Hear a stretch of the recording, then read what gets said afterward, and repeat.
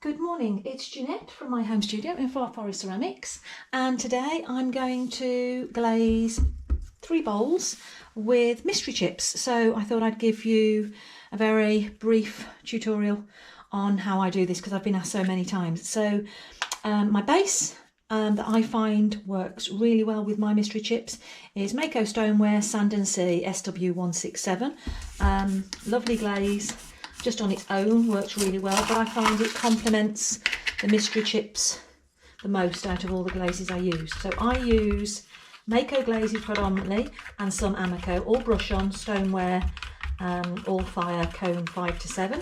I tend to fire at a cone 6.5 for my mystery chips, and I do have some Amaco in there as well with the similar glaze cones that it fires at.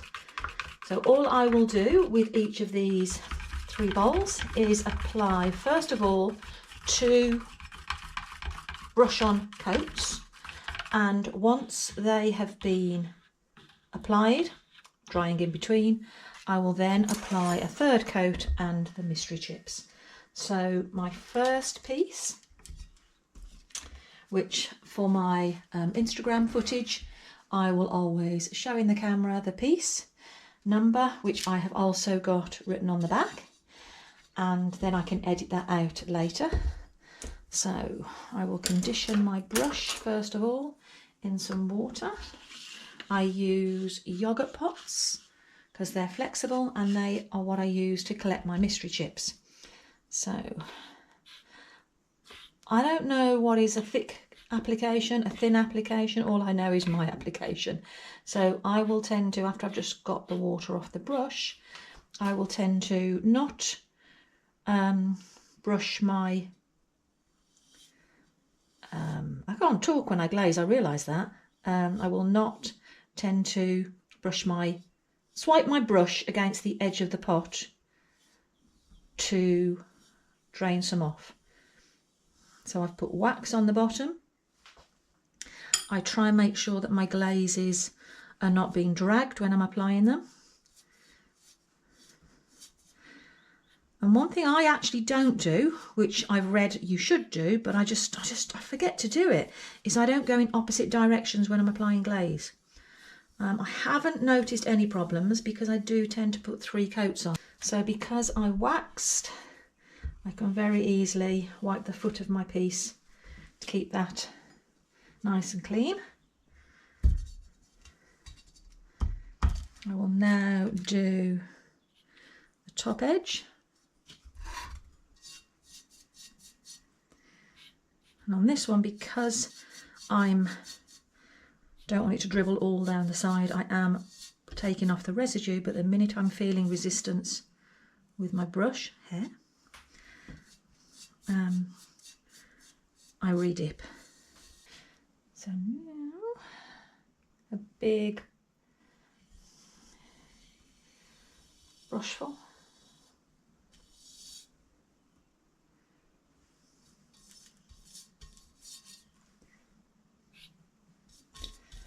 And it's maybe at this point that I'll tend to go in an opposite direction purely because it's easier to apply. Try and work quickly so that I'm getting a good application, smooth it out. So I'll now repeat that on my other 2 bowls. But I have sheets how I keep my record of glaze chips, not glaze, any glaze application. So I have somewhere that I can mark off how many coats I've done, which is very helpful when I'm getting into more complex glazes.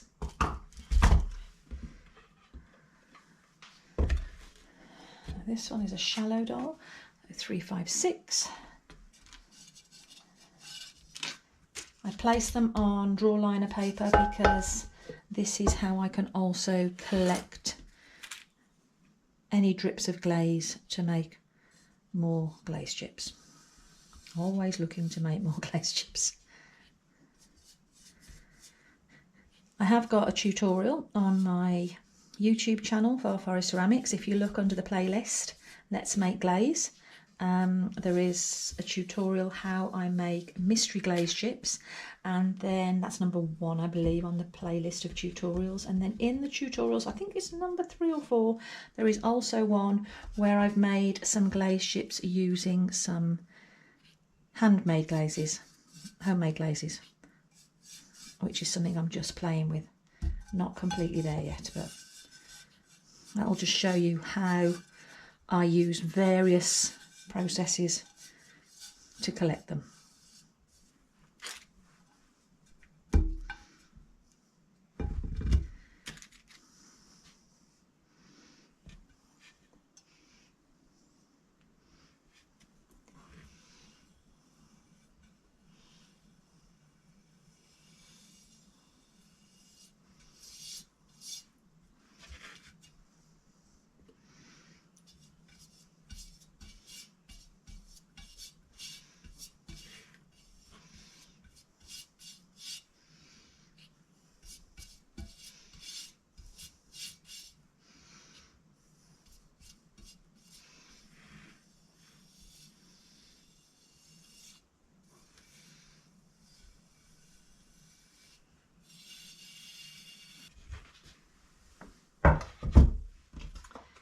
And by the time I've done the third one, the first one is now dry, so I can go back to doing a second coat.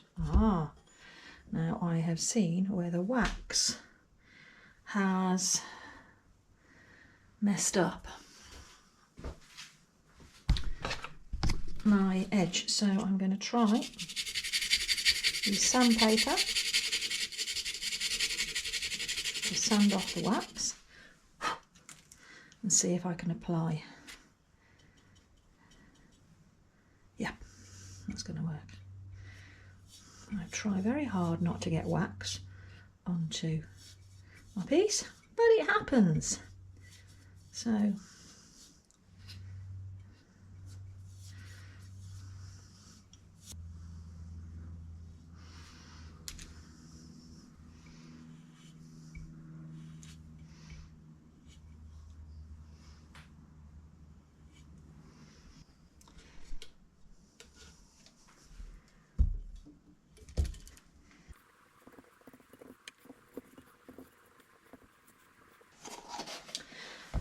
now I'm going to prepare my mystery chips. So this is the pot that I just tend to put everything into. So I'm just going to get a bat.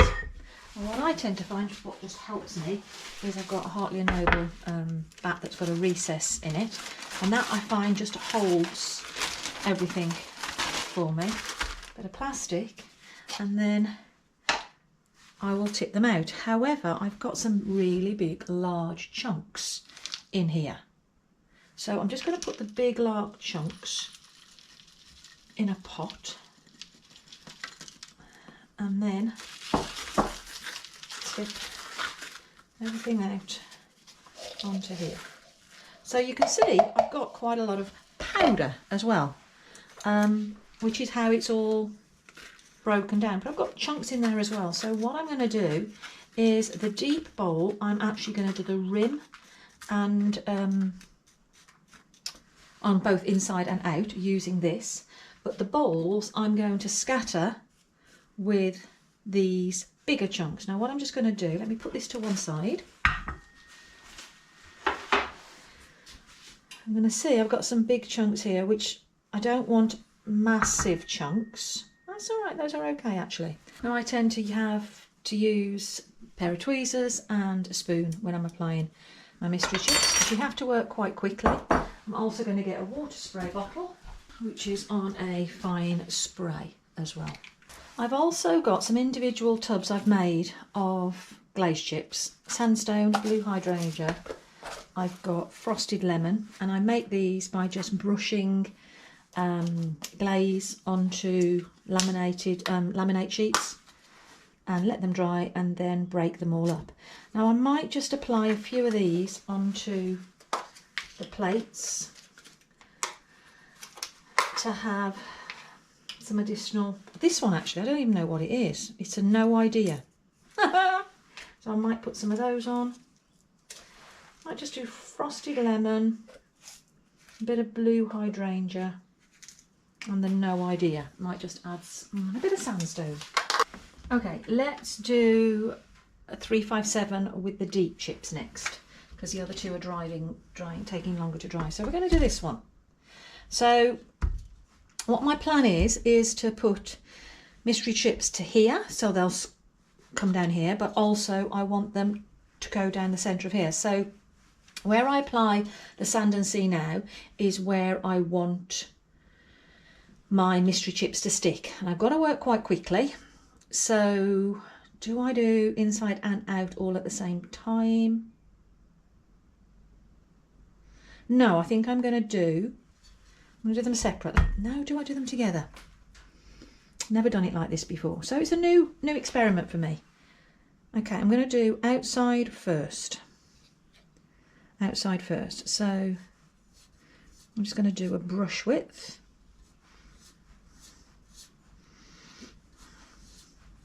Now, because this is now the third coat, it doesn't dry as quickly as your very first coat going into bisque. Okay, let's get the chips up.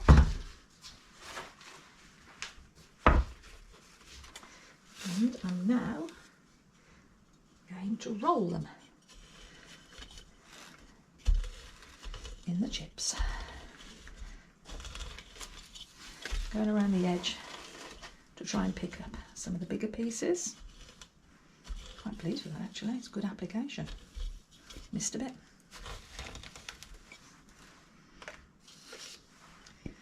That's a good application. I'm able to press this down, which is quite good. I can go around a couple of times. Gets the powder in all of the gaps. And you can see that there's like a dust below my line. So what I'm going to do, I'm holding this on my knuckles so my nails aren't messing it up. I'm just going to lightly brush down on the dry sand and sea to get the surplus chips off. So it creates a nice distinct differentiation. Differentiation! Ah, it's hard to say. Okay, so now I'm going to do the inside. And this will run down. So what I'm also going to attempt to do, let me just move my other chips out of the way so they don't get sprayed, is I'm going to lightly spray the outside of those chips. Just helps them to adhere slightly into position. Okay, let's do the inside. I want this to come further down.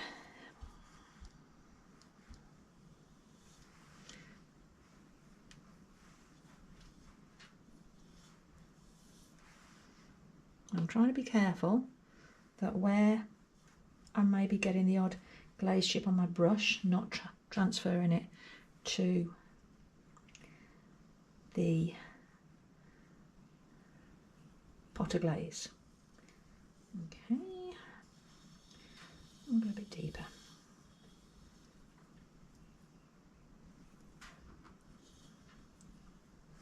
This should then all roll right into the middle, hopefully.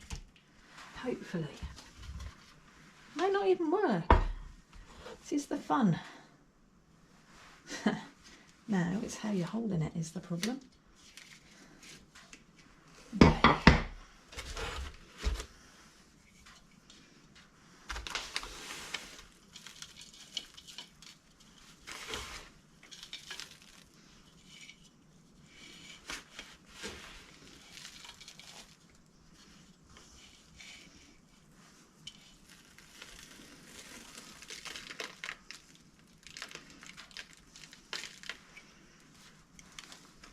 Well, that's a heavy application. I'm not too worried about the inside here because that is going to run down, but what I will do, move these chips away, and now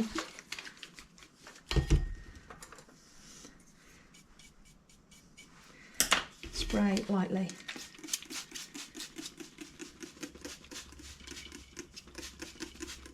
With water. Put you back down. Let's see what happens to you. Doesn't it look a mess at the moment? It's like, just surprises you how that can actually create such wonderful hues when it all finishes. That's going to be either a mess or it's going to be amazing. Let's see. Put that to one side to dry off. And then now we're going to try the bowls. So I think I'm just going to put an extra third coat on the bottom, because I'd normally put 3 coats of sand and sea. That's my normal, if I didn't have anything on top of it. So because this is not going to have anything else onto it, I don't want it to be grinning through. So I'm just going to put another coat on there.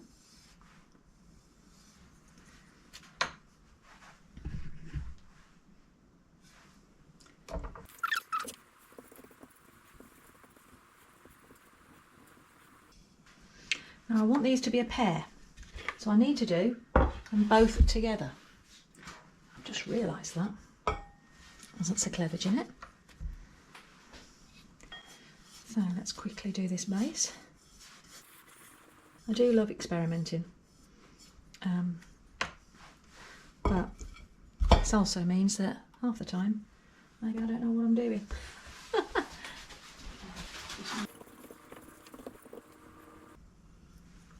Right, let's move things away, get these down on the table, and I'm going to take these chips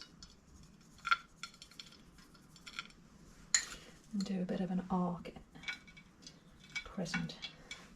I'm going to use my hands actually, got more preciseness with my hands.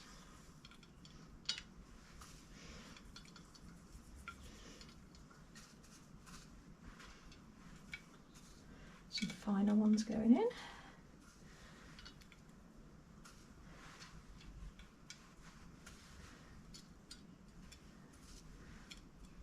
Now I want to get some water spray.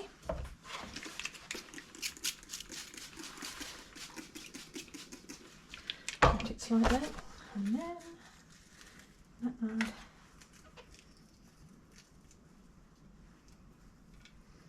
some frosted lemon.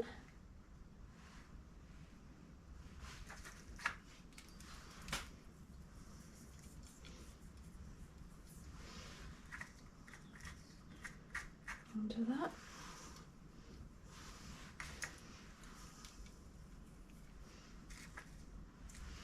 Trying to be consistent with how much I've got on each one.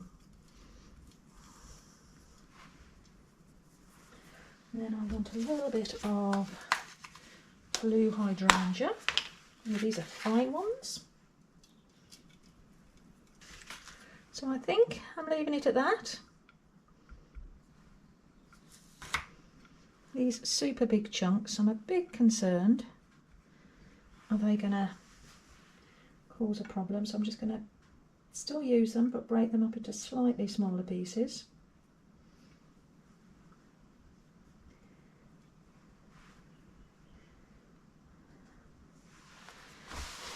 Let's go. Let's do it with that, shall we? And then just a tiny bit of spray to hold them in place as I'm moving them around. They'll tend to just adhere slightly. Got to be careful not to wet your glaze too much.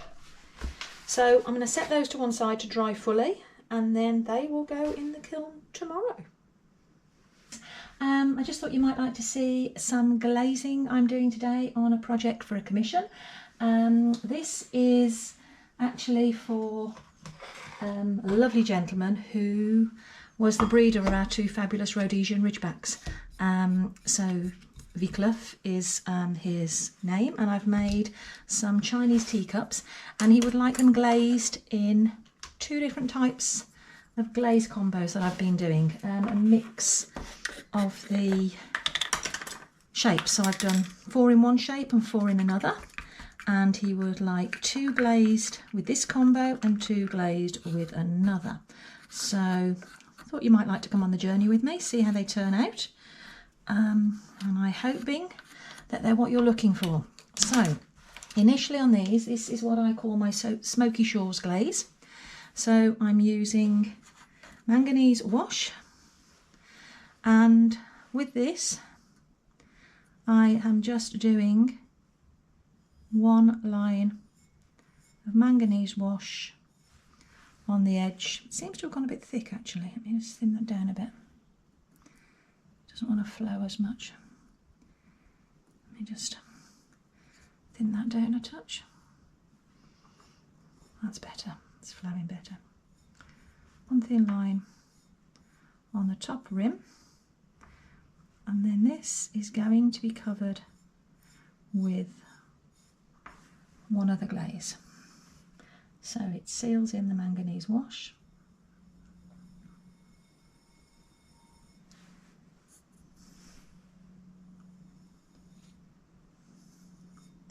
Now I'm doing it on the inside rim as well, because I want this to run down on the inside as well.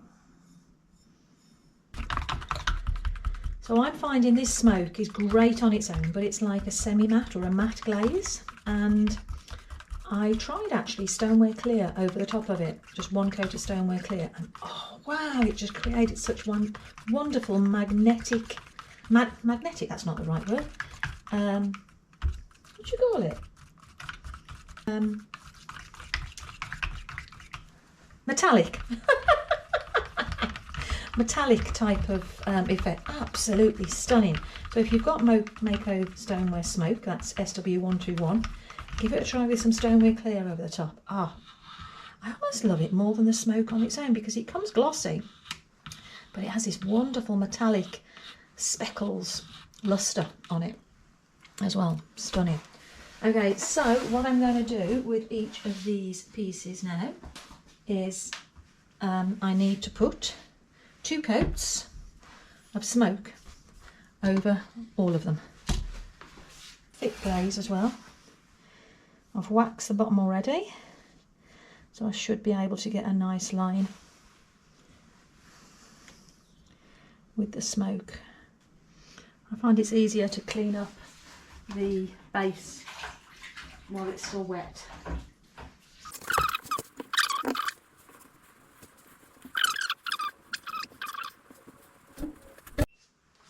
So the second colour combo I'm doing is what I'm calling Kingfisher, and so this starts off with a base of green tea on the one on the outside and one on the in.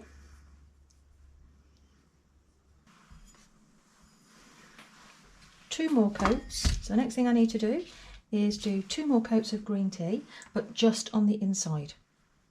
So these have dried nicely, so the next thing and the last thing that I'm going to do is actually add muddy waters. I'm going to do this on the turntable because I don't need to go all the way to the bottom.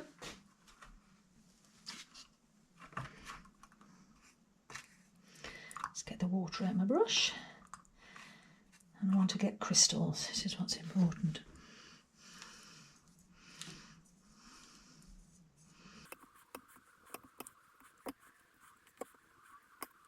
Trying to go just over the top rim, just